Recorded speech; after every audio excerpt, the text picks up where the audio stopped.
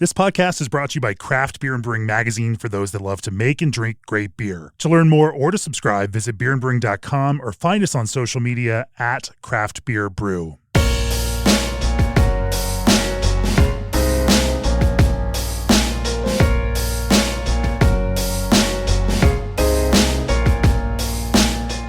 It's episode 389 of the Craft Beer and Brewing podcast. This one is a panel discussion with our friends from Firestone Walker, from Frau Gruber and Omnipollo, a special panel discussion on barrel-aged beer. So joining me is Matt Brynildson from Firestone Walker. Welcome back to the podcast, Matt. By my count, this is your third time here on the podcast. Nice. Jamie, thank you so much. It's always an honor. Love having you here, and it should happen more often than it does. In fact, maybe we'll have to talk once more later in the year. I think if we can get you involved with our Best in Beer wrap-up at the end of the year, might be a fun way to pull this together. We'll talk about that later on. In the meantime, we've also got Henrik Fenty from Omnipollo in Stockholm, Sweden. Welcome to the podcast, Henrik. Thank you so much, Jimmy. Big pleasure being here. In fact, it was a couple of years ago that you were at the Firestone Walker Invitational, and we were at that Sunday wind down brunch, and we started talking about it. I've been meaning to do a podcast, and we will still need to do an Omnipollo, standalone episode of the podcast. But I think for that one, I need to go to the church. I need to be there in person. And yes, you do. Yeah, and we will. You definitely need to come. Yeah. And then, from Frau Gruber, Enzo Frauenschuh. Did I pronounce that correctly? Exactly.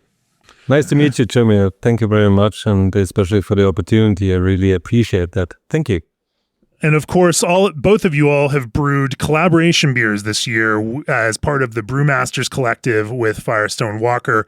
We'll talk about that, but that has kind of created, in my mind, this way to think about and approach what barrel-aged beer is now, particularly within the Firestone Walker context, which is, and of course, Firestone Walker for so many years has been such an interesting creative creator, builder, brewer of barrel-aged beers. Not the biggest thing the Firestone Walker does by far, but this kind of passionate labor of love.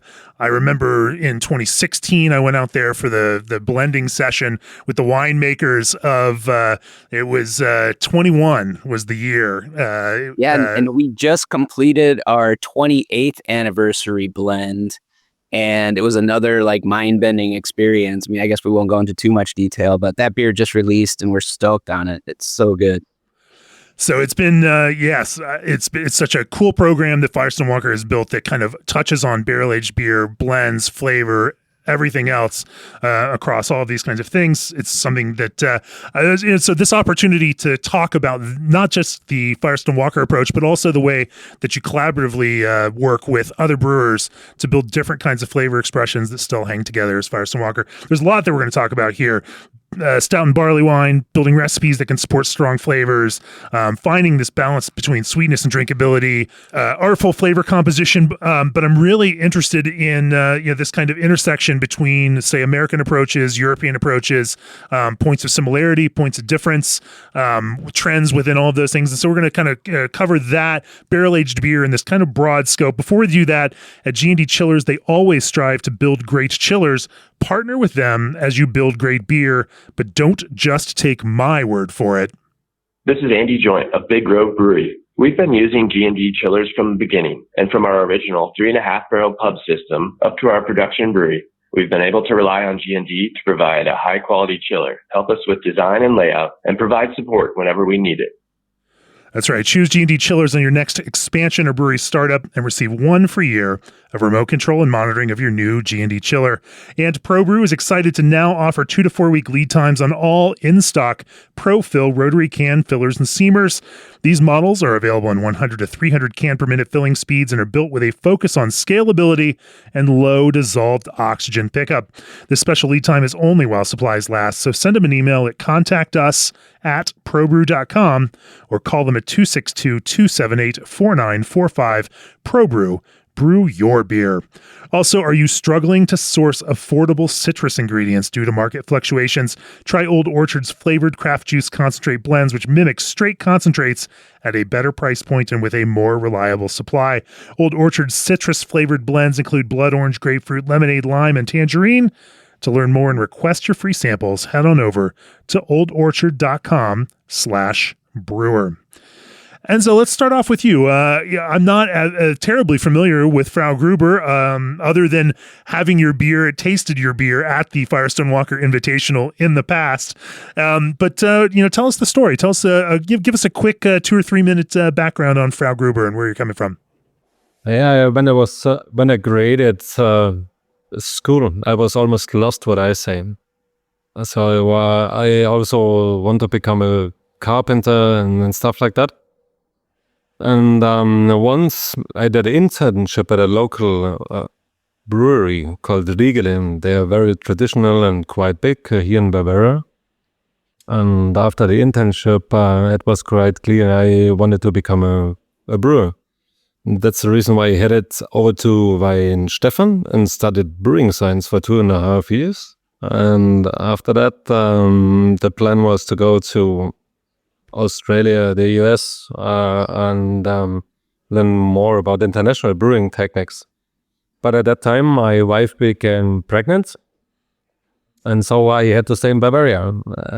And I have a very good, how should I say that, relation to Riegele. And they hired me as a second brewmaster, and to me, at the time, this was like a win in the lottery, because when you just graduated from university, it was the best opportunity. And I've been there for about 6 years or so. But then I decided to start my own business for a brewer. And I did it with my best buddy, Matthias, and his family name is Gruber. And my family name is Frauenschuh. You pronounce it quite good. And from Frauenschuh and Gruber, we started the brand Frau Gruber. And back then in 2017, we started as gypsy brewers, because we hadn't had the time to buy our own brewery. And yeah, we brewed at this facility in Gundelfingen for almost 3 years, and we became the strongest customer. And at that time, we brewed up to 70% of the whole production. And the owner of the brewery asked us if we would be interested to buy the brewery. And the timing was right, perfect, because we bought the brewery at the 1st of January in 2020. So right before COVID. And there we go. We are still there, and we'll do our very best to improve our beers and do collaborations with guys like Matt and Henok and others, and a lot of fun. That's awesome. I love that contract brewing to brewery ownership path. Phase 3 outside of Chicago did the same thing, where they were brewing at a facility and then ended up buying that facility from those owners, because they were, the brands hit and they needed the production, and those owners. Yeah, that's a fantastic story, and amazing to see that you found beers that connected with people in such a significant way that it grew that way. Henrik, tell us the very quick Omnipollo story. Again, we'll get deeper into your story in some future episode. I'm 100% sure of it. But what's the 3-minute background?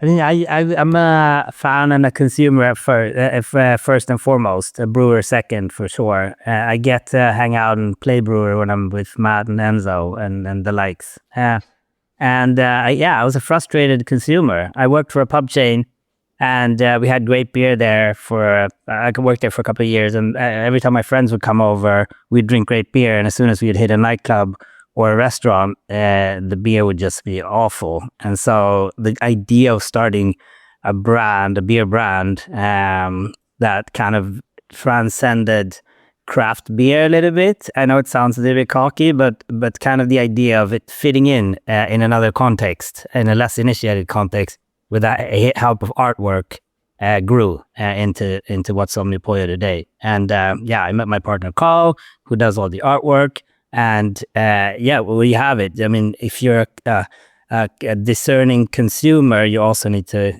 kind of figure out how to put out great beer. So instead of opening our own brewery, we did 10 years of contract brewing, which I think probably beats the record. It's me and a handful of other globally that did it for that long. But I actually think, Enzo, we probably opened around the same time then, because we also we put a down payment on our brewing equipment, I think a week after COVID was a fact. So it was like kind of, crazy times all over. But we have our own facility now since 3 years back in the consecrated church outside of Stockholm.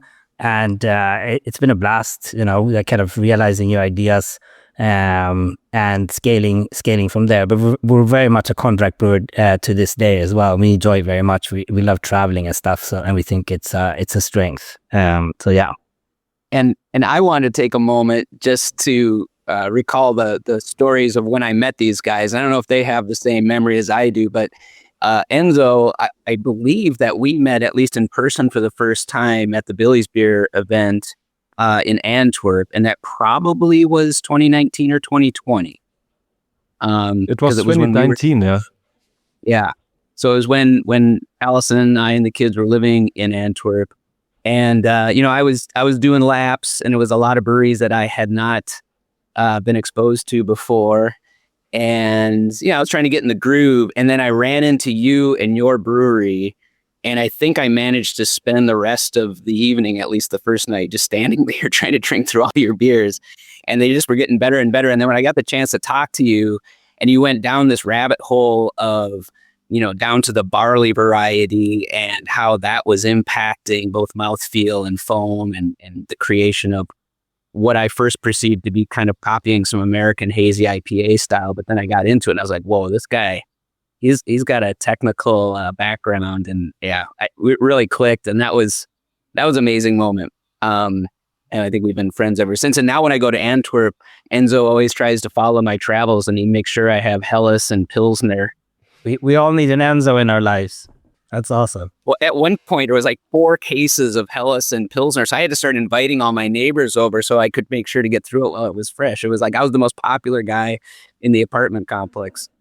And then Omnipollo, I believe I could not tell you what year because it was a long time ago. And it was definitely through Mikkel and the McKellar Beer Festival. And I probably would just had to wait in line like everybody else did for an hour so I could get one of these crazy creations of yours.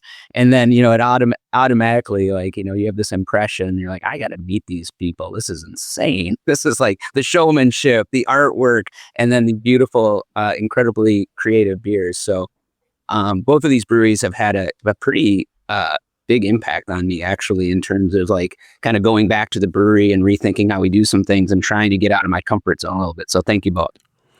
I remember that on the Omnipollo slushy pour at the Side Project Invitational many years ago, pre-pandemic. And that actually made it into our Craft Beer Brewing Beers of the Year that year because that idea of thinking about texture as a major and temperature as this component in beer, as well as that kind of the way that it changes over time. It's something that gets explored. The folks from Garage Project do it as well. We see a lot of that in the scope of the Firestone Walker Invitational. Not to keep tooting your horn, Matt, but it creates this idea of almost a molecular gastronomy approach to brewing, and the experience of beer is such an interesting way to approach it, and looking at just the possibility in that. Anyway, context is super cool. I've been thinking about Best in Beer because we're in our Best in Beer season, just put out our Best in Beer issue, and 2 weeks ago, and so all this stuff is happening right now. Of course, Firestone Walker has also had a Best in Beer for Stout of all things. Let's change gears. Matt, talk to us a little bit about the Brewmasters Collective as a project, and the scope of this, the genesis of it, and and what it is today. Yeah, I mean, this is another COVID story because in 2019 and 2020, when everything kind of hit, we had a pretty big events team, and we had a lot of talented people that were benched because of it. We couldn't go out on the street and promote our beers. And for years, living in wine country, I was always so impressed and in many ways jealous of those small artisanal winemakers in this part of California, and the fact that they could sell the majority of their product direct to consumer. And most of the time, they're sitting, now I know there's a lot going on in the background, but they're really focused on production, and, wine tourism comes to them, and they were able to sign up these people in clubs and continue the relationship after they went home. And, it's just something that we always, we thought about, but never really executed on. And so anyway, COVID kind of gave us the opportunity with the manpower, the people power that we had to put that in motion. And so we were emulating what we were seeing in the community, and obviously it had been done by other brewers very well. We started out really slow, brought on a small number of club members. Now, of course, we always had the barrel program, and what was happening at the same time as this idea was, to be completely honest, kind of a decrease in our total barrel program sales, both at Barrel Works and here in Paso Robles in the Spirits Barrel program. I mean, we always employ full-time people for both programs, and we're very passionately, we're always going to stand behind those programs. It's not something we're going to let die, but we had to get creative in how we could continue to get those beers out to the world, as, the larger wholesale world just isn't really as interested in trying to push those beers out there. I think there was a bit of a glut, say, in 2018, 2019, that resulted in kind of a slowdown in sales in total. So anyway, the club just kind of was breathing some new life into both of those barrel programs. And suddenly you have this captive audience they don't just want the same thing. They don't want just Parabola and Succubah and double DBA. They want to see some creativity. So it's just this perfect vehicle for collaboration. And a little bit on that, I think, my approach, and I think it was with both of these guys, I don't want to make the recipe. I want you guys to put forward something that really has your DNA. I want to see, like, go ahead and break the system. Let's see what we can put through this brew house, and short of like blowing it up, just see what might happen. And certainly these two beers are a bit of a testament to that. We push the limits. I just asked Dustin to print out the brew sheets for me, and you could see, like, he's like, PTSD or whatever. Like, he was having like aftershock. He was like, "Oh man, this beer." So you use this. I sent the recipe input on my side off, and I thought Matt wouldn't answer, but you got back and you were all psyched about it, and I realized you're the real deal. Well, Like, and admittedly, I tend to be a relatively conservative and traditional brewer at heart. Although we do have some splashy beers, but even the barrel program, I think, is been kind of known for being a little more on the lean and traditional side, and we kind of purposely stayed out of kind of the pastry stout wars there initially, not for any good reason. I was just, we always kind of stuck to our guns, and that's what's so cool about this collaboration opportunity is suddenly you're like working outside your comfort zone, and my excuse to the staff and everybody else who's gonna, whose back is going to be broken by it, is just like, hey, this is a learning opportunity, and let's just put it all out there and test the system a bit. And luckily, like, everybody's really receptive to it. It's amazing. Being Jay-Z on the barrel program, you guys both met him.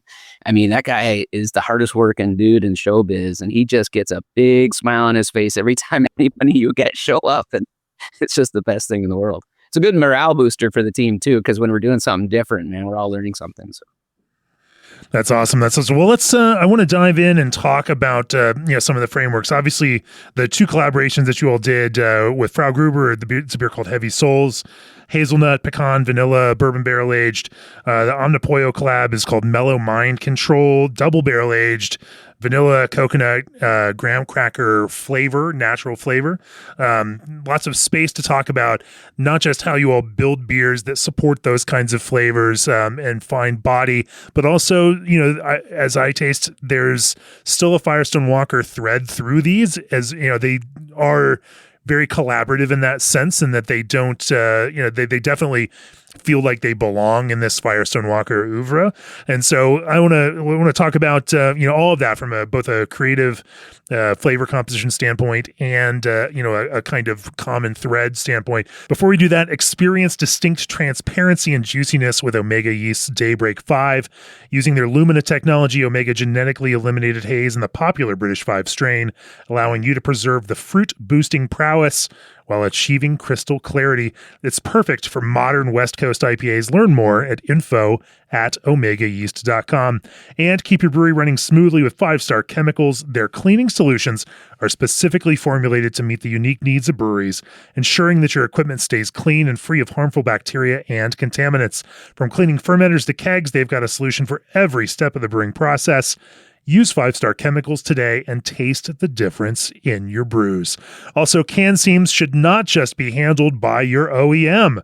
Relying on outside help to confirm your product is shelf ready puts your final product and your bottom line at risk. Take back control with RSS Macklin. They provide the training and the resources breweries of all sizes need to ensure the exceptional quality of your product remains the same from beginning to end. For more information, visit rssmacklin.com. That's rssmaclin.com, or email service@rssmacklin.com. Matt, maybe we kick off talking about basically your approach to brewing a normal, normal barrel aged, parabola. What your baseline is at Firestone Walker, how you think about building a recipe that's going to go sit in barrels, for some determined amount of time. How you think about building a recipe, understanding what that time is, what your ultimate goal for the outcome of that flavor is, and maybe if we talk about that first, it's just kind of a baseline. Then we can stretch out from there and talk about how some of these collaborations then bend those parameters and take them in different directions. Well, first and foremost, I think our approach to these beers has evolved, and especially since the club, the Brewmasters Collective, has started. I think the evolution has been, accelerated just through all these types of interactions. But originally, you got to remember, I'm an old timer. So back in the mid 90s, I worked at Goose Island, and I was fortunate enough to work under Greg Hall, who created Bourbon County Stout. And so, I that was kind of the first beer and the first influence. And I was a little behind the scenes, so I got to see that recipe. And that brewery and those recipes were steeped in very traditional English brewing. I mean, Greg was a real disciple. He went out and met all these brewers. He read every book. He spent a lot of time with Michael Jackson, and he really studied the flavor and the DNA of those beers. And so, to be quite honest, those recipes were very simple.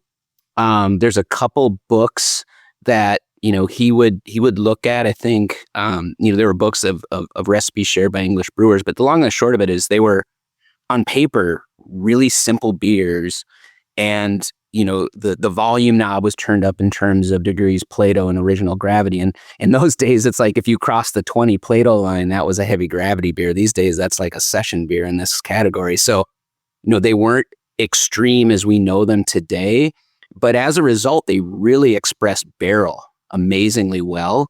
And I think that's what drew me to this whole thing. Now, after having worked for Greg, I took a 10-year break from barrel-aged beers because I didn't want to step on his, on his beanbag, so to speak. I really wanted to kind of strike out on my own, and Firestone was already doing the barrel fermentation program. So I spent the next 10 years just focusing on how to make barrel fermented ales and make beers that were California influenced, and tried not to do spirits barrel aging because I just thought that was Greg's jam. That was a Chicago thing. But of course, I succumbed to the urge because we had so much demand. I mean, we literally had people knocking down the door going, dude, you work for Goose Island. Why aren't you making one of these beers? So we did that for our 10th anniversary.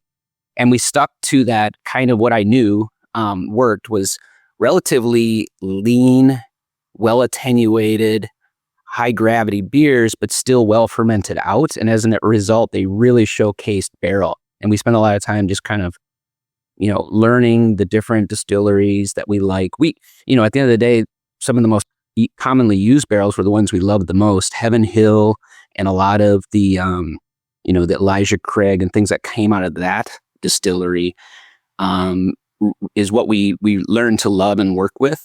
And we spent a lot of time just talking about what was it about those barrels that you loved, and what was it about this kind of leanness that you think allowed for more of that barrel expression?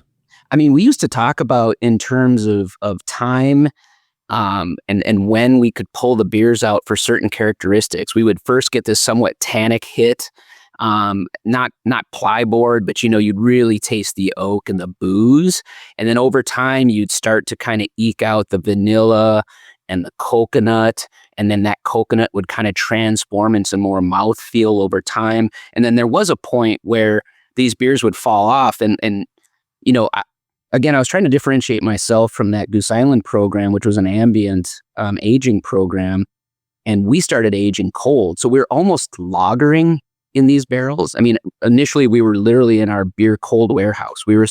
These barrels were sitting at, closer to 5 degrees C than the 10 degrees C that we use today. And I think that differentiated our program and also gave us an opportunity to kind of keep all of the umami and the soy saucy oxidative characteristics that a lot of these barrel aged beers people love. Don't get me wrong, it's a big part of it, but we were suppressing that and really allowing the barrel character, the pure barrel character to come out.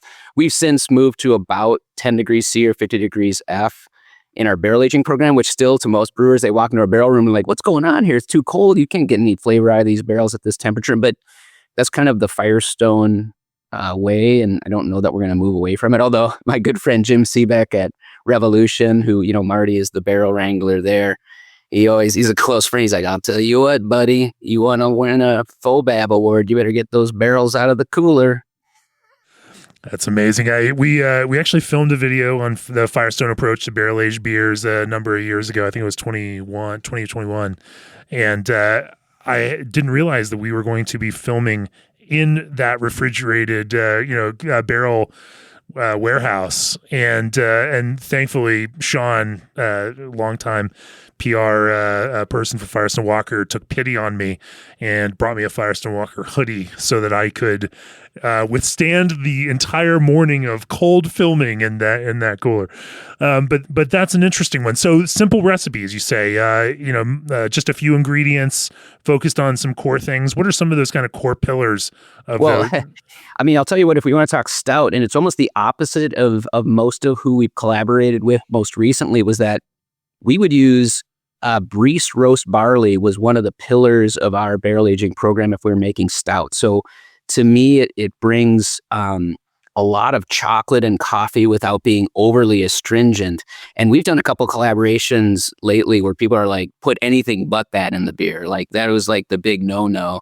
So I would say we leaned heavily in terms of the flavor hooks on, it's like if you look at old English, even bitter recipes, they would be base malt, maris otter, something that's like full and flavorful. And we will lean on those, let's just say more esoteric or imported base malts a lot for these beers, because I do believe that it adds a lot. And maris otter, originally from Crisps, now we use a lot of Simpson maris otter as one of the base pillars. But in terms of flavor pillars, roast barley was always like that one, whether we threw a dash in or we just hammered it. And our stouts were really full of that, and Parabola is an example of that. I think Breese, if you really look at the numbers, doesn't roast their roast barley as heavily as, say, Crisp or Simpson or some of the others. So you don't get that black acrid character. You get a little more refined. But end of the day, these were really simple recipes. Now I'm looking at the recipe for these two collaboration beers, and they're anything but that, and talk about the fast evolution. These are beers that,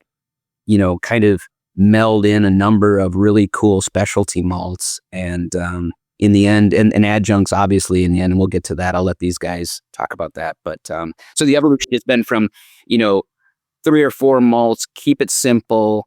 Over time, Parabola went from being a low 20s Plato beer and then crossed the 30 Plato line. So that beer has evolved in terms of original gravity, which of course impacts final gravity. At the end of the day, the yeast is only going to ferment so much, and maybe 12% alcohol is about the most we can really expect from our house yeast. So you can do the math as Plato goes up, your finishing gravity is going up. And I feel like, yeah, it's had a positive impact in terms of just staying with the times and making balanced beers, but that's not where we started. Sure. Well, maybe let's talk a little bit about, then as you all were thinking about collaborative recipes, how you took them and why you decided to start taking them in different directions. Maybe Enzo, do you want to, talk about that first? As you all talk, let's talk about that collaborative process. What did the process look like? And then how did you start thinking about, what a collaborative recipe was going to be for this? In Bavaria, we have to brew according to the purity law, right? And we are not allowed to work with roasted barley because it's not malted. So we are not allowed to use oat flakes because it's not malted. So I grew up in a very traditional brewing history here here in Germany. And I would say in the 2010, 2011, most of the imperial stouts had a gravity of, let's say, 20 Plato, as Matt said already. So to me, it was always interesting because I tried so many different imperial stouts from overseas or from Sweden, which were very rich in flavor and full-bodied and way sweeter than we had that in Bavaria. So the idea always was and still is to get our hands on new malt varieties or other products like roasted barley and stuff like that. And of course, increase the gravity to get more alcohol, more sweetness into the imperial stout because it transfers flavors way better than many have lower ABV imperial stout. And that's the whole idea behind the imperial stout we brew here at Brew nowadays. And so what then do you lean on to build that kind of body and depth, in terms of some of the specific malts that you use? So the base malt is our own grown barley. It's a very old variety. It's called Steffi, and it's quite unique because it has a very unique protein structure which implements body a certain mouthfeel. It's very, very soft and full-bodied. And of course, now we work with stuff like roasted barley with unmalted wheat. For instance, we had a lot of wheat flakes, oat flakes. Whereas, right now we are not allowed to call it beer anymore. We have to call it a beer mixed beverage, just due to the purity law. It's a little bit stupid, but that's the way it is. And anyway, when we get the chance to brew with guys like Kennock and Matt, it's always brings a new motivation to the team, a new influence to our brewing technique and stuff like that. And that's the most important stuff to us. As I said, it keeps us motivated and super interesting. Sure, there's much more story there as you just kind of you've glossed over working with local barley growers to grow this heritage barley grain that you then have malted by a maltster there. So, we should talk about that at some point in the future. We'll put a pin in that one and come back to it. Maybe not in this conversation, but such a cool thing. We'll talk about that later. Henrik, let's talk about the way that Omnipollo approaches building big high gravity stouts and also building this kind of foundation for flavor in flavored stouts. Yeah, sure. It's for us, it's we're based in Europe. We're not in Germany, so I don't abide to any purity laws, as you've seen from our beers. But we do kind of see the whole world as our supermarket. So we kind of buy ingredients as if we're cooking food. On the one hand, that makes sense. When it comes to hops, the weight in relationship to all the other ingredients aren't that big. But when it comes to malt, that kind of messes it up a little bit. So it's, on the one hand, I'm very curious about using other malts from far away places, but I can't motivate bringing over a container of specialty malt. So we try to stay European when we're in Europe and try to stay US when we're in US. So every time I go to the US for a collaboration beer, I'm very fond of using these malts that I've kind of heard of or worked with in one way or another. So when we're in Europe, we brew with Simpsons more or less exclusively. We just love those malts, everything from DRC. We're pretty caramel heavy on our stouts. To roasted barley or other malts that we put into our beer. And when we're in the US, we can kind of venture out and start using stuff that we've seen other brewers in the US use, like Black Prince, for example, is a great way of getting color but not too much acrid flavor, as Matt mentioned. We've worked with Patagonia malt like Perla Negra to get that kind of like very like neutral base in a way to build off of when you're making pastry stouts, where you kind of just want to provide a platform for coconut or something. European malts are great, but I sometimes find that they can get a bit muddled. I think the base that a lot of European breweries are working off of when creating pastry stouts sometimes don't really allow the adjuncts to shine. So it depends a little bit. For barrel aging beers, we actually use a lot of roasted barley as well, or have been historically, for the beer to kind of hold together. We've barrel aged beers anywhere from 1 to up to 3 years, and sometimes the beer just tends to fall apart a little bit if it's not, if it doesn't have that roasted character in it. We've gone as high as 10% for our barrel-aged imperial stout, kind of like waiting at the other end of the process for something that's very heavy on coffee and dark chocolate, not so much dried fruit. When you say fall apart, what do you mean? I mean, is this oxidative effect driving more like honey malt notes that accentuate the idea of sweetness long term rather than this kind of balanced, or what does that mean in terms of fall apart? So it's funny you asked that today, because yes, I was at our one of the breweries that we brew at. We barrel age a lot of beers at, and I was there yesterday, and we tried somewhere in the region of 90 different barrels or something from 1 to 3 years. It was just a crazy day from morning to evening, and it was 3 threads, so 3 base recipes that had gone into these barrels, and one thread just kind of kept coming back as port wine. It was kind of had this like less than stout kind of pulling in a direction that I'm not super excited about, I think. And I think that that's also the softest recipe that we brewed. It's the one that has the least roasted barley in it. Whereas if it's a non-barrel aged stout, I'm very careful with roasted barley. Just simply because we like adding vanilla and coconut and other things, and it kind of plays better without that stuff. How then does that, as you're thinking about that recipe, how does that weigh into, say, the gravity that you go into barrel at? Because if you're pushing that kind of dark roasted malt and the bitterness that comes with that, naturally you also want potentially more balancing sweetness to that. And Matt, as you know, from the Revolution, they love going in with pretty at least blending components pretty sweet, knowing that sweetness actually helps some of those beers go the longer distance.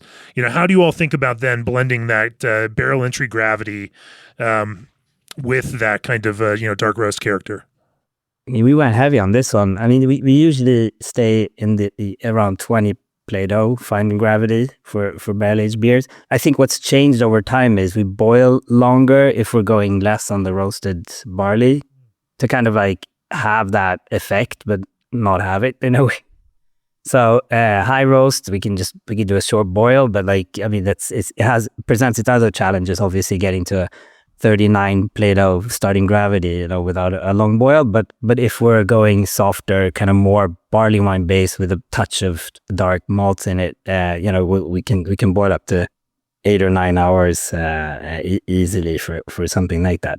But it's for 2-year beer, I wouldn't go below 17 or 18 Play-Doh. For what we're looking for when we're coming out of barrel.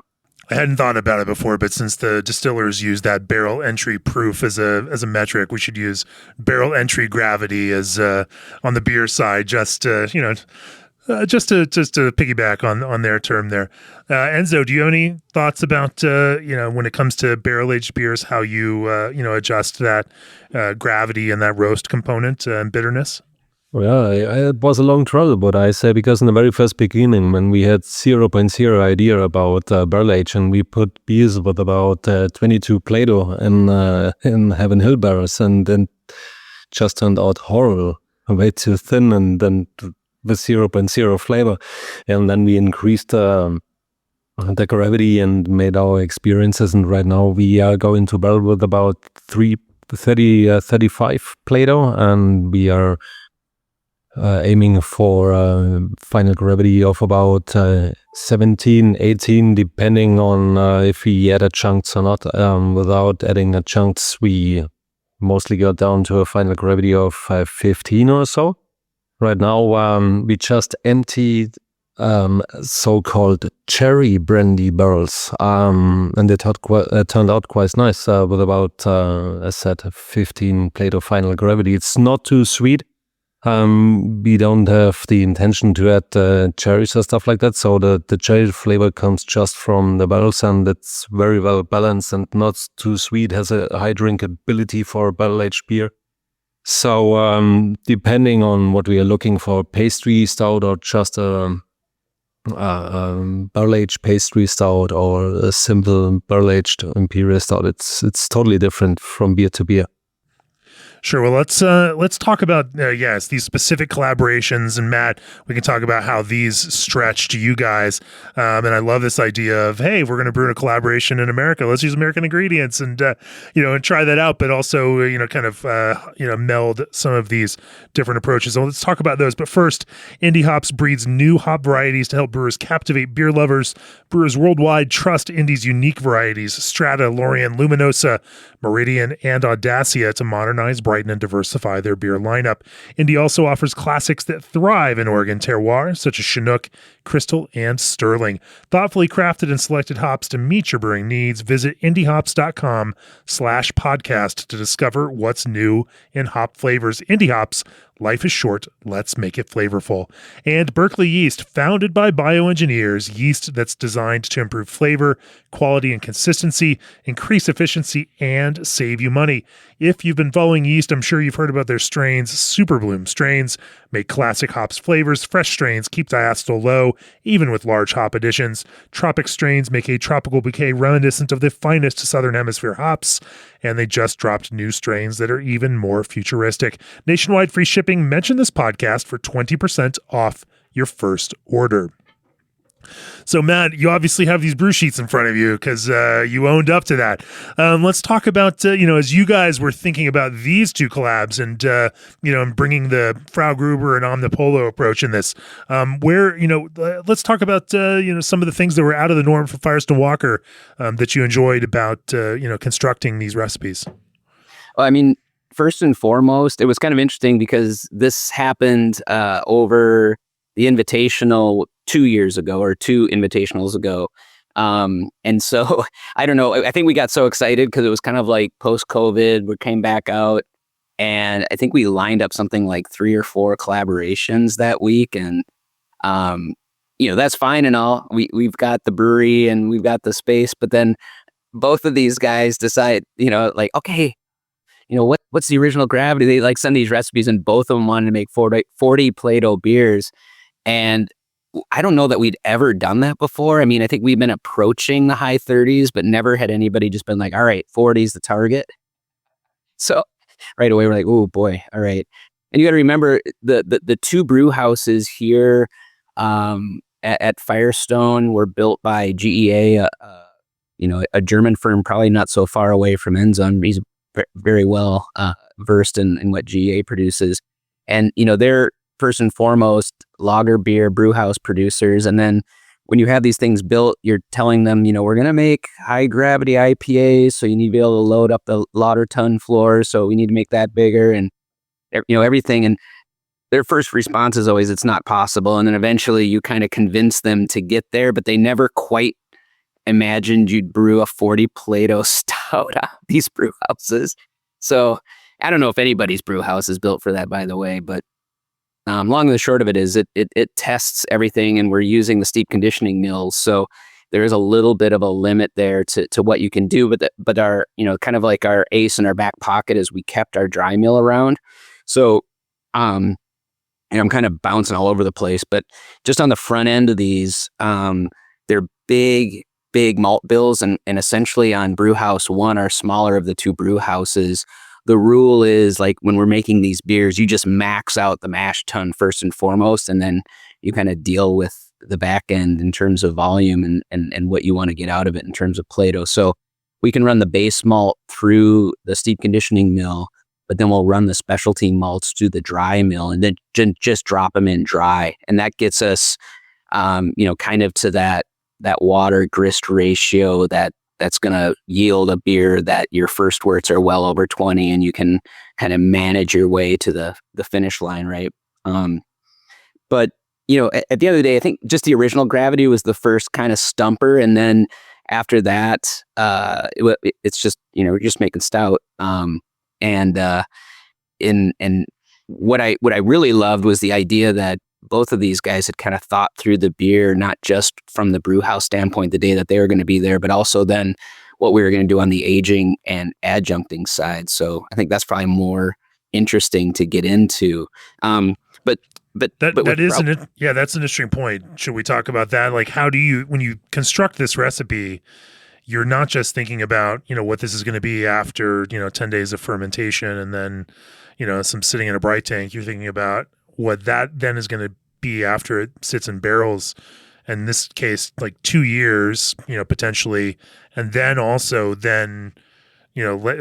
on and macerate on additional ingredients and what those ingredients might be, so that all of those things come together at this kind of future point. Yeah, I mean, I could just say like the base recipes here are pretty different, and it's kind of interesting. The Frau Gruber recipe is actually less base malt and more specialty malt than I would expect it to be the other way. It's like I was probably more gun shy of what Omnipollo was going to send our way than Gruber. We're all about balance, Matt. We're all about that's amazing. Enzo threw the whole specialty malt thing at us, but I won't go into all the details. But the Frau Gruber recipe, a nice amount of Pilsner malt for the base, but then also a really generous amount of Munich 10, and it was the blend of those two. Whereas, the Omnipollo base, now you say like use American ingredients, but you got to recall you sent us your recipe from Europe. So we went ahead and bought Simpson base malt for this. So this is a generous amount of Golden Promise as the base. But what's interesting, if you think about it, and this was a trick, Enzo, that I used for many years before I had access to a lot of the nicer pale malts, was I would always blend a nice amount of Munich malt into American high diastatic pale malt to get what I thought was more of an English base malt characteristic in the final beer. So I actually like that approach a lot on these beers. You gonna tell us a little bit about that, Enzo? Yeah, I mean, many of the Bavarian brewers who brewed Imperial Stout did that in the past, mixing Pilsner malt along with Munich malt to get the best out of those two malts. What I say, the crisp character from the Pilsner malt, but also the little bit of caramel character from the Munich malt. So that was the whole idea behind that. There's almost a Teutonic coolness to that character as opposed to the sunny, although I guess the British aren't really that sunny, but it seems like, the idea of Golden Promise creates that, that golden hour kind of, idea, the visual idea within the flavor of that. And you guys take that kind of approach, Henrik. Talk to me about that. Yeah, I mean, it's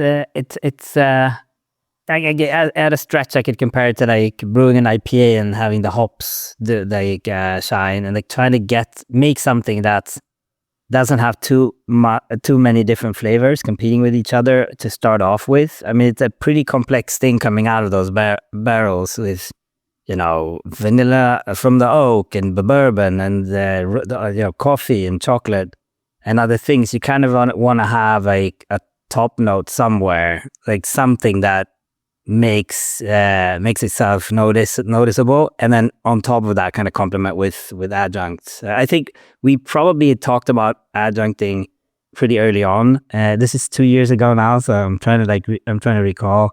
And I'm pretty sure we talked about coconut. Coconut's one of those adjuncts where you don't really need to plan for it. It just always works somehow. But it's, I think, again, like back to that idea of trying to keep few flavors front and center. And it's like coffee and chocolate are usually the ones. But I do enjoy, as Enzo is saying, like that caramel aspect is actually kind of been the way that we've been evolving over time. So we're very heavy on caramel malts now compared to what we used to be. Again, like kind of also being a bit wary about not going too heavy and creating a too soft of a beer going in. It's usually like our stouts when we brew them at the church are kind of hard to drink before they go on barrel, and that's like it just has to be that way. Like we just brewed one that's too good to drink now, so we're not going to put it into barrel because I'm pretty sure it won't taste that nice after being barrel aged. So it's I wouldn't say a hit and miss, but it's a hard prediction to say exactly what's going to come out. But usually, if it has a nice kind of starting gravity and some caramel malts and a little bit of roast to back that up, what comes out will be interesting. Do you all change up your recipes based on what those end adjunct ingredients might also be for the beer, knowing that something like vanilla and coconut are going to heighten the impact of sweetness, or that a graham cracker might add a toasty character to it, or that with that kind of nutty flavor addition that you might want to push a little bit more sweetness in order to highlight that kind of the more fun characters of those nuts versus the drier characters. Do you manipulate those recipes at all with that end adjunct ingredient in mind? If you're asking me, I think we are like we in our bar problem usually doesn't have a plan for what the beer is going to be. So with collaborations, it's a little bit different in one way, because you're kind of like dreaming up something that's going to come out, a year and a half, and then it's a little bit more planning, and artwork needs to come into place at a certain point earlier in time. But yeah, I do switch it up again. I think I have 2 or 3 different recipes that go into barrel, kind of knowing whether it's going to be a grown-up treat or more of a festival beer. And it's those are kind of the distinctions for me. And the one we brewed together, I think I kind of wanted to make it go in the festival direction in a way. Like I could easily, I'm drinking it right now, and it's like it's like a tropical island beverage with coffee and chocolate in it. It's like very, very kind of fun to drink, while at the same time, you guys, you're cold barrel aging. Honestly, I think I'm going to steal some of that, because it does go hand in hand with where we want to go in terms of not having dried fruit come out, and other characters. Soy sauce, and then, as you mentioned before, is something that we're not looking for in our stouts. So that's a super interesting tip that I'm definitely going to take to heart. Yeah, I mean, a little more on that. I think it was just the brewer intuition from the very beginning was we purge the barrels. Like I would preach that to everybody who would ask me, is purge, careful transfer, just like you were transferring to another lagering tank, and then get it in the cooler. And, half of that was micro concern, because we weren't quite sure what these barrels were going to yield in terms of microbiological issues. And the other half was the oxidation piece. And then you roll the clocks forward, and we've done collaborations more recently where brewers are asking us not to purge the barrels and to please store them at ambient temperature, because they want all that umami and they want the air interaction, more similar to what, barrels in Bourbon County would go through. And, it's neither a right or wrong. They yield completely different beers. And maybe this cold aging, especially on these really high gravity beers, does yield something that adjuncts really well. I mean, there's just a little bit less of that umami to compete with. Again, I think it brings up a really great point that you probably, if you were really going to get hyper focused on this style, you probably have 2 aging cellars. And like you said, I think Marty talks about it a lot. Like when we've collaborated with them, they've suggested that we should brew the beer twice, one highly attenuated, one lower attenuation. So you have a sweet beer and a lean beer so that you can blend to this perfect, point. You can go down the rabbit hole and maybe you have your umami barrels that you can bring in. And it's pretty limitless in terms of all the knobs you can turn on something like this. For sure. Well, let's, we're getting on in time here, but we haven't actually talked about flavors and adding these ingredients into the beers. You guys brewed these now Firestone with your with your other kinds of barrel projects, you do brew a number of things and you do blend and have a pretty deep stock. These collaborations were more single stream beers where you had an idea, brewed a recipe, put it into barrels and had an end goal for it and knew how that was going to go. Through that process, did you find that any needed some additional blends of something to add something else, or did those remain single stream beers? And then let's also kind of pivot from there and talk about how you all choose to add these ingredients and get that kind of robust expression of these ingredients that you're putting them on the label. People who are drinking them expect to taste those flavors because you've created that expectation for them. So let's talk about those two things, or any blending and adjustment, and how do you do that? And then how does that then go through this ingredient addition process? Do you guys want to talk about how you do it within your own breweries? And then I can kind of talk about how we manage these two collabs. Why don't you start, Enzo? Yeah, we do it, quite simple. After primary fermentation, we add some, for instance, coconut flakes. We have a certain amount. I have to start the other way around. We do some test tries. So, for instance, we do an imperial stout and put some of the beer in barrels and add some coconut flakes. And for instance, if we realize that 10 grams per liter would be too less than we add in the other barrel, let's say double of the amount, just to get a little bit of knowledge where we have to end up in the future. So it's very basic what we did in the very first beginning. And meanwhile, we have our ideas. For instance, when we want to add roasted hazelnut, we know, okay, in the very first beginning, we added just 5 grams per liter, but for this flavor profile, we need, let's say, 50 grams per liter. So this is what we did and how we still do it, depending on the adjuncts we want to add. How do you do it, Henok? So we've just invested in a spice tank from the US, actually. We kept seeing it everywhere in Florida, where they're masters of pastry stout. So we've got the name of the producer. Bought one, but up until this point we've been adding bags into bright beer tanks and transferring back and forth. It's very labor intense. We do have a pretty crazy hop gun that you can add adjuncts into, that Braucom built for us, kind of custom built as I came in with this spec. Like Matt will say about GA, I'm assuming conversations are probably kind of similar in terms of like, oh, we're going to make this and that beer and, whatever, hundreds of kilos of coconut into that and this. And they built this thing where we can spin the beer with adjuncts in it, but it hasn't kind of worked that way because you have to confine the coconut and, it's pretty labor intense. But we try to get it in, as efficient as we can. And then try to taste it and see if we're gonna add more to complementing flavors. Vanilla, we use beans, scrape, pretty labor intense as well. Coffee, whole beans, short contact time. So it's pretty much the same as we do it, but in a professional way then. Yeah, exactly. We're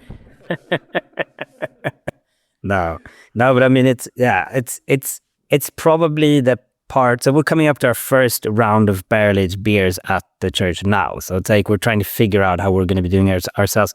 We do, again, contract brew quite extensively and have found processes that work over there. But it's just a fascinating. I was talking to someone. I think it was the guys at Moxa a while back, and it was kind of like the work to the very large extent for them starts when the beer comes out of barrel. It's like, it's not an afterthought. They don't just like whisk it over. It's like a week and 2 days or whatever, and then pack. It's so easy for packaging team, at least in our case, to kind of see it as, oh, it's coming out of barrel and like we need to get it into package. It's like that's when a lot of the work starts, and so we're gonna try to take our time really and make sure we give these beers the love that they deserve after 2 years in barrel or something. So yeah, it's always a challenge, but it's also pretty much where a lot of the magic happens, because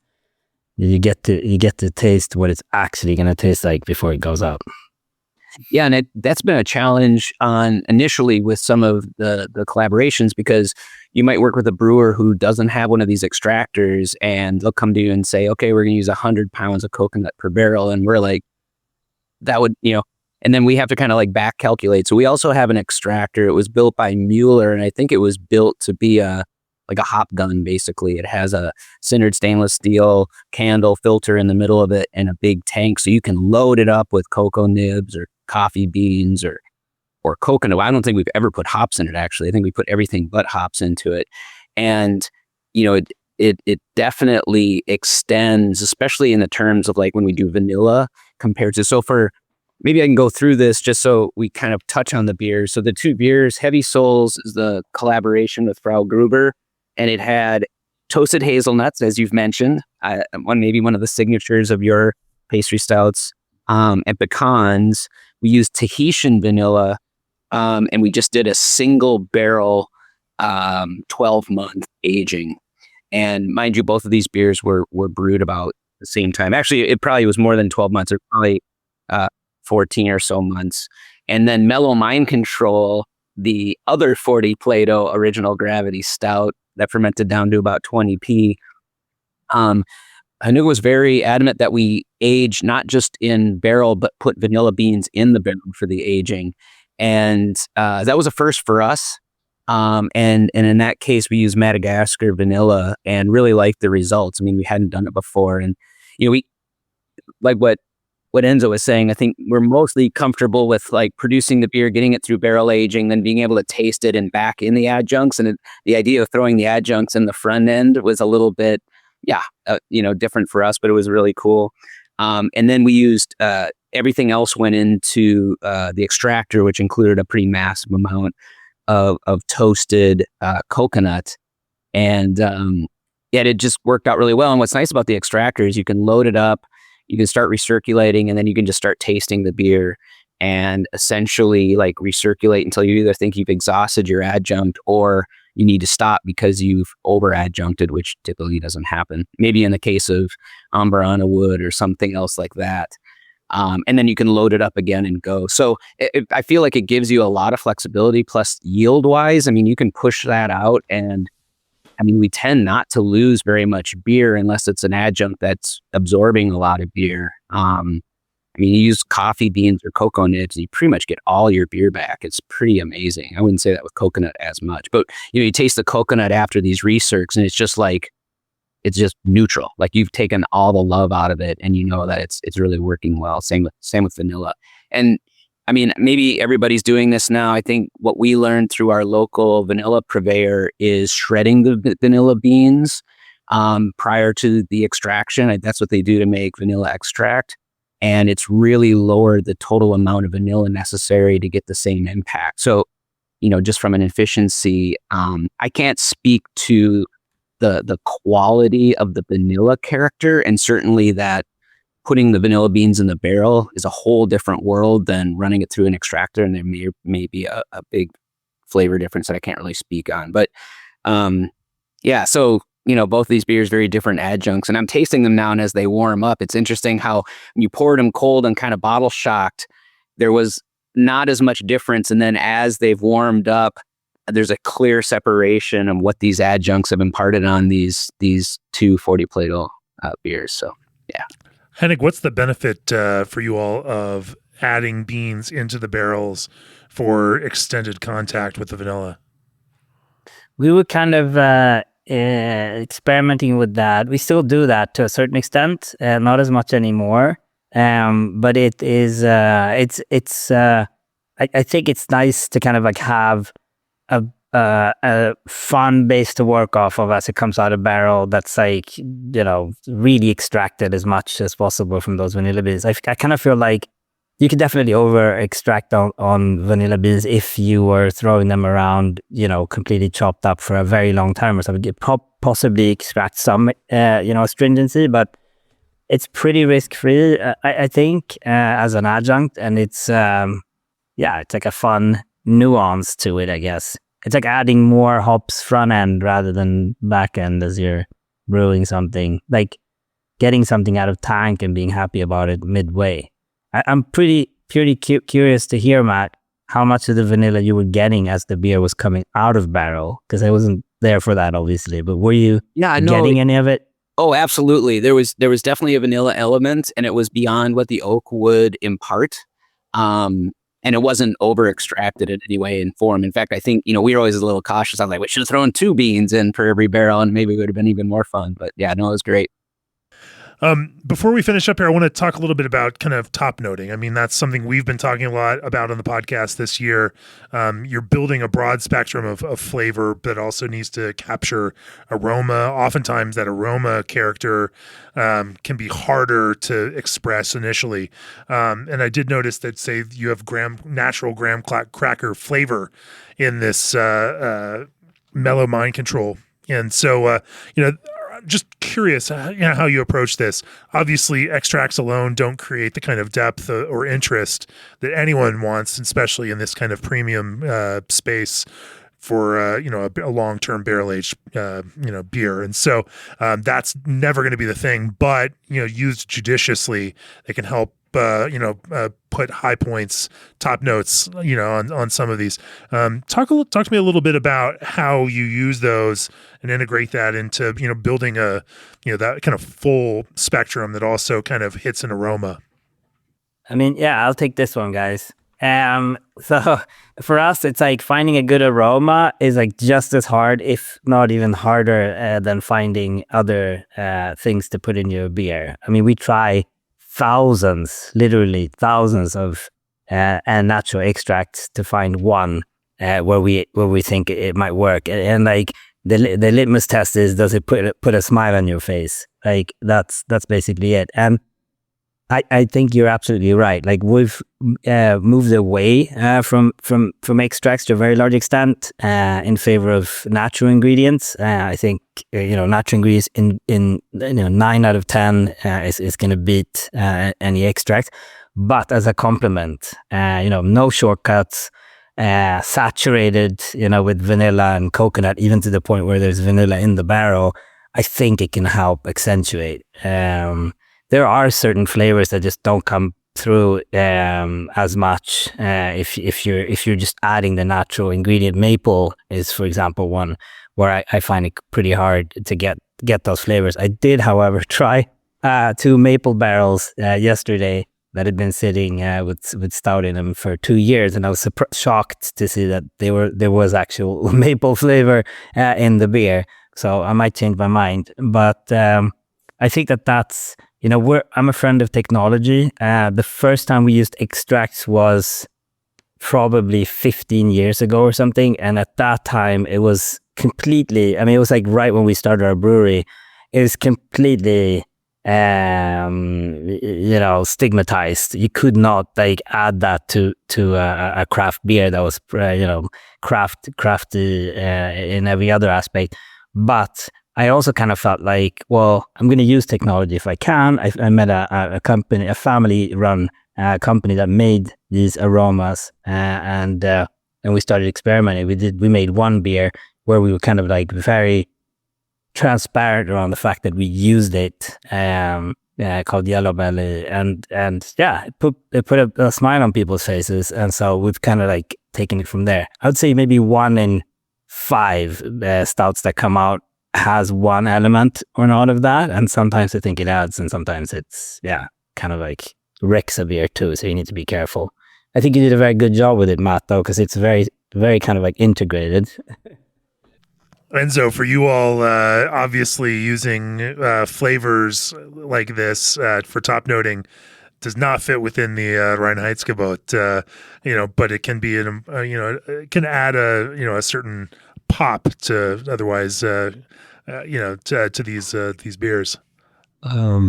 Yeah, I mean, working with natural ingredients, it's not okay for the purity law, but you can deal with that. I mean, you just have to print the percentage, for instance, of coconut flakes on the label and stuff like that.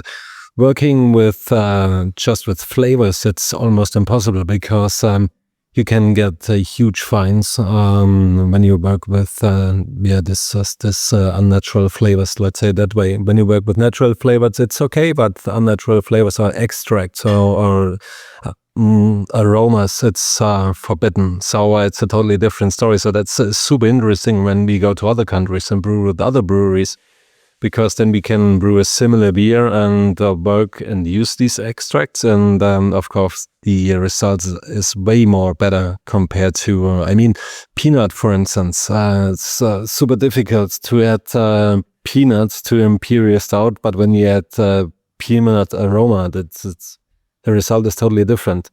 So I said in Bavaria, it's sadly forbidden. But natural ingredients, and then it's okay, but not with produced aromas and stuff like that. So we have to deal with the traditional and natural way. Let's say that way. Sure.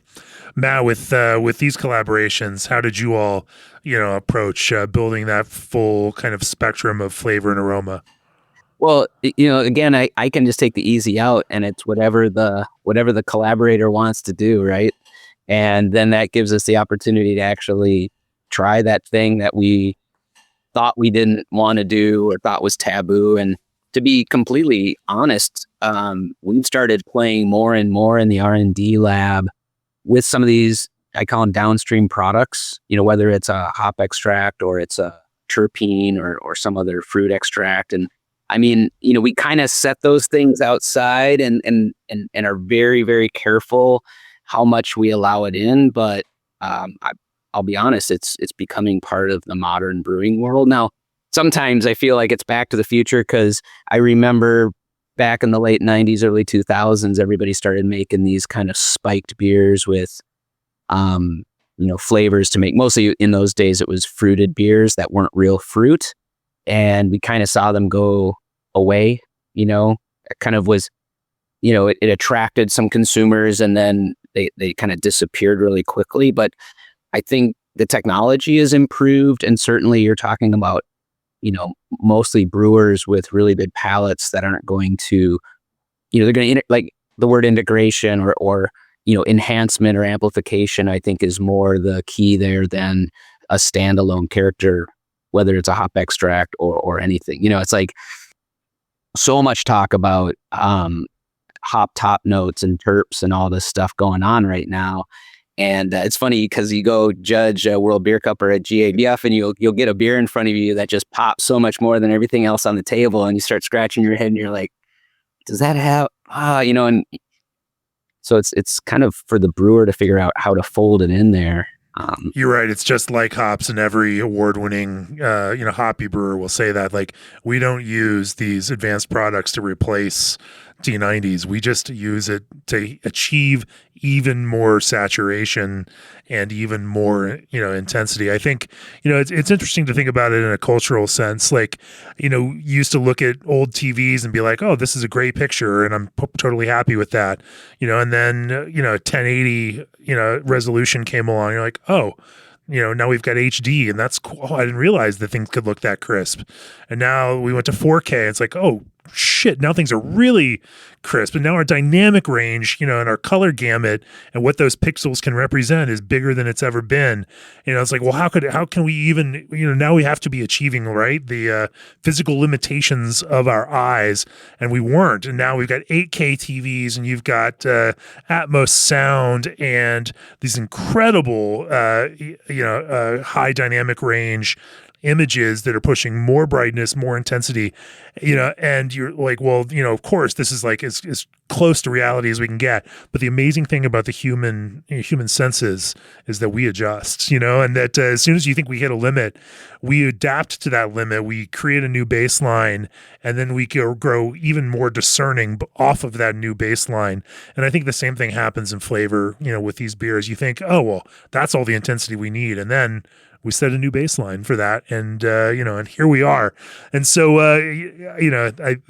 our ability as humans to perceive minute differences in these things tracks with the ability of brewers to continue to push that kind of saturation. And so, we won't ever, I don't think, hit a point where we can't discern differences in quality around these things.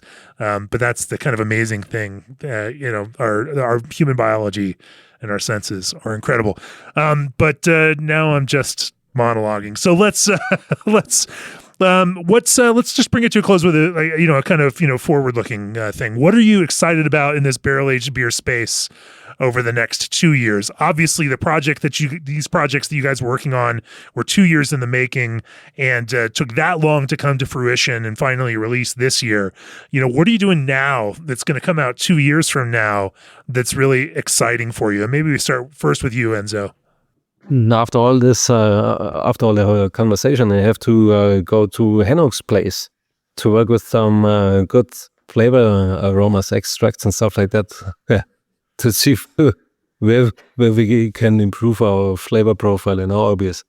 This will be a good thing. No, but seriously, right now we got our hands on some super interesting barrels. I recently mentioned the cherry brandy barrels. We also got our hands on orange brandy barrels, which are very interesting, especially for sours, for instance. So trying out new different barrels, that's the next thing I want to improve our skills and keep the team motivated and see how this turns out. Adjuncts, of course, is still a big thing, especially when we find a place out of Germany or in the northern part of Germany, because up there it's allowed. So that's the next step, I think. Henok, for you, what's on the experimentation horizon that we will see within two or 3 years from you?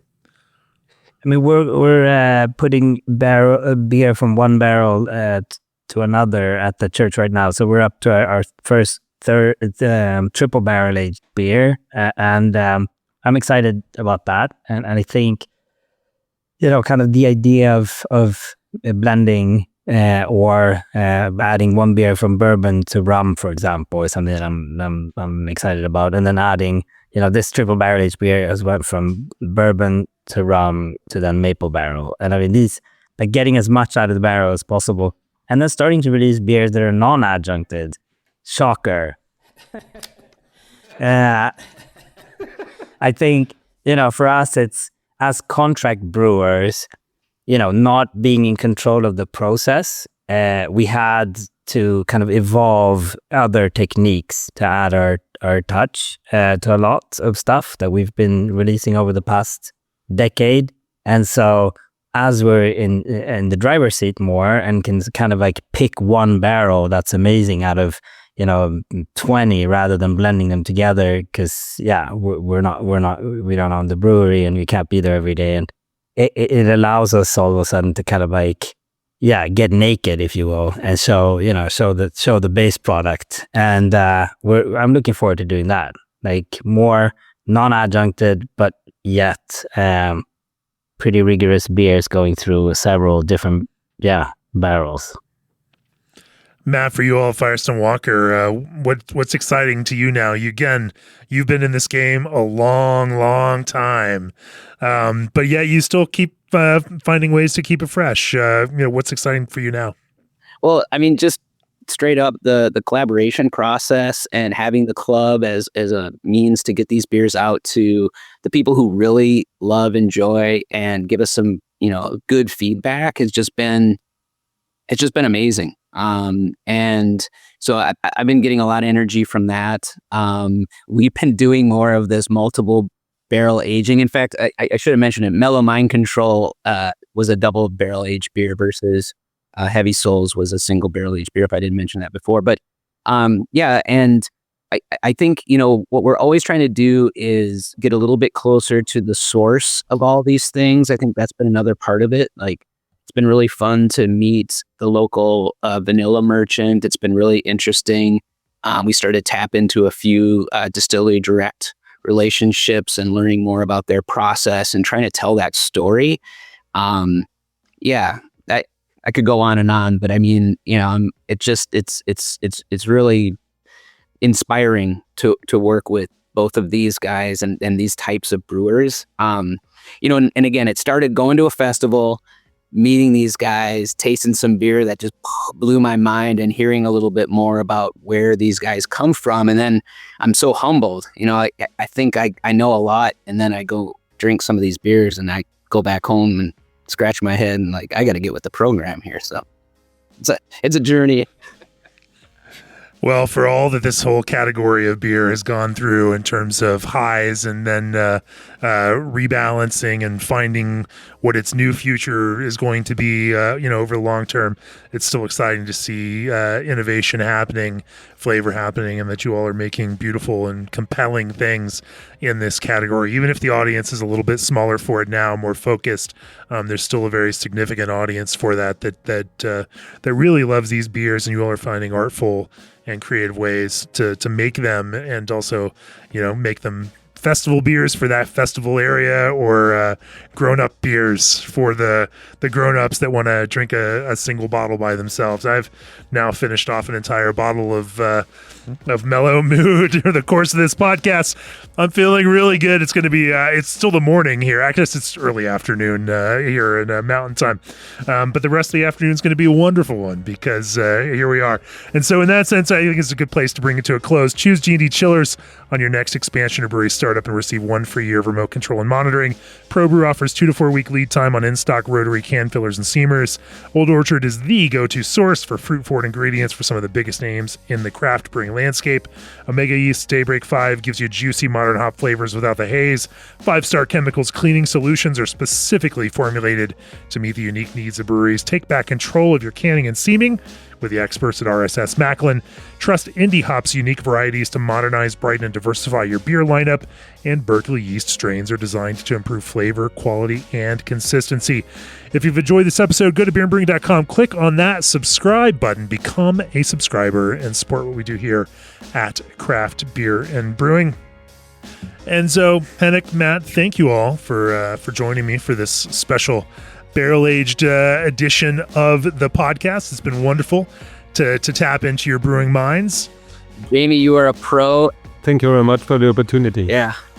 So happy to see all your beautiful faces, and thank you for having me. Thank you very much for having us. Yes. Yeah, thanks so much, Jamie. It's been awesome talking to you all, and again, I can't wait to dig in deeper on the Frau Gruber story and the Omnipollo story. And now my wheels are turning about how we're going to do some episodes on there. We'll be back next week with another episode of the Craft Beer Brewing Podcast. One last panel discussion from our Brewers Retreat, which did on spices, hosted by Sam Calagione. Kind of fun one. Anyway, we'll be back next week with another episode. Cheers.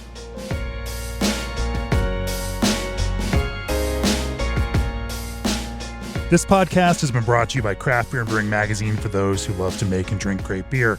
To learn more or to subscribe, visit beerandbrewing.com or find us on social media at Craft Beer Brew.